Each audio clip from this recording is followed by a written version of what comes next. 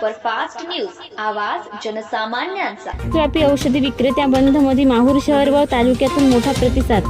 Akhil Bharatiya chemist association द्वारा बेकायदा online औषध विक्री ई फार्मसी विरोधात आज देशभरात बंद पाळण्यात आला.